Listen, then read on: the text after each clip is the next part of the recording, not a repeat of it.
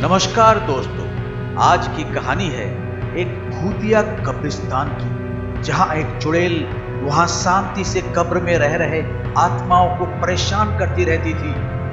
कहानी शुरू करने से पहले आपसे निवेदन है कि मेरे इस चैनल को कृपया सब्सक्राइब कर लें, ताकि मुझे आपको कहानियां सुनाने का मौका मिलता रहे। तो आइए सुनते हैं कहानी। एक बार की बात है, केरल के एक छोटे से शहर में सुल्तान नामक एक डरावना कब्रिस्तान था। ऐसा कहा जाता था कि उस कब्रिस्तान में विभिन्न प्रकार की अलौकिक शक्तियां रहती थी।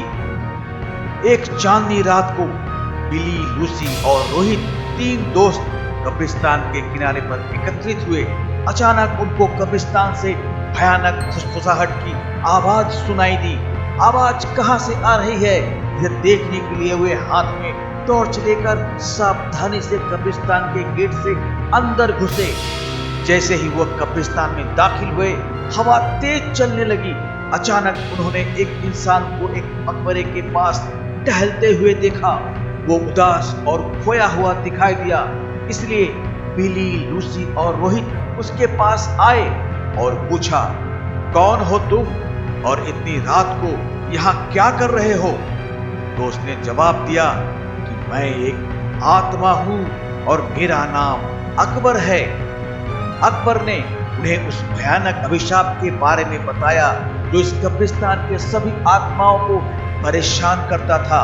हर रात एक प्राचीन चुड़ैल जागती थी और कब्रिस्तान पर जादू करती थी और अकबर जैसी मासूम आत्माओं को अपने वश में कर लेती थी।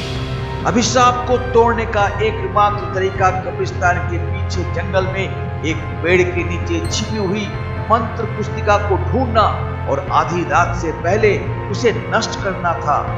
जादुई पुस्तक ढूंढने की दृढ़ संकल्प लेकर बहादुर तिकड़ी अपने मिशन पर निकल पड़ी।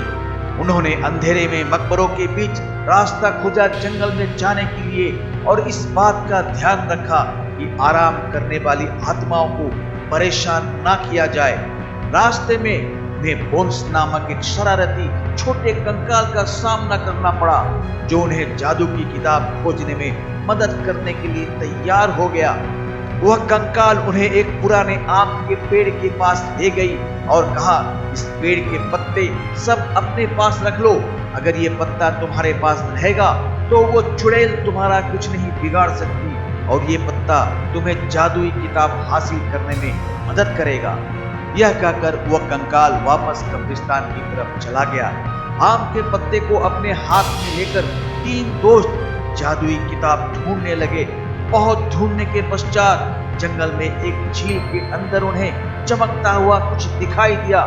रोहित को तैरना आता था, तो उसने झील के अंदर जाकर वह चमकता बॉक्स ले आया। जैसे ही आम के पत्ते को बॉक्स के ऊपर रखा, वैसे ही बॉक्स खुल गया और चमकती जादुई किताब बाहर निकल आई। आधी रात करीब आते ही वे तीनों अपने हाथों में जादू की किताब लेकर श्राप को तोड़ने के लिए कब्रिस्तान की तरफ बढ़े। कब्रिस्तान में आकर वे किताब को खोले और एक प्राचीन मंत्र का पाठ किया। मंत्र पाठ करते ही जमीन कांपने लगी और कब्रिस्तान में एक तेज रोशनी छा गई। वह चुड़ैल जाग गई और गुस्से में दिखाई दी, लेकिन उसकी शक्ति धीरे धीरे कमजोर हो रही थी।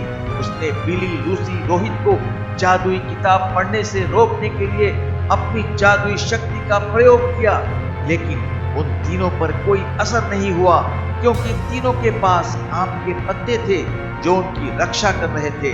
धीरे धीरे चुड़ैल की सारी शक्ति खत्म हो गई और चुड़ैल भस्म हो गई। इस तरह बिली, लूसी और रोहित ने कब्रिस्तान में फंसी हुई आत्माओं को मुक्त किया और कब्रिस्तान में फिर से शांति छा गई। तो दोस्तों, ये थी आज की कहानी। मिलते हैं अगली वीडियो में एक नई कहानी के साथ। तब तक नमस्कार।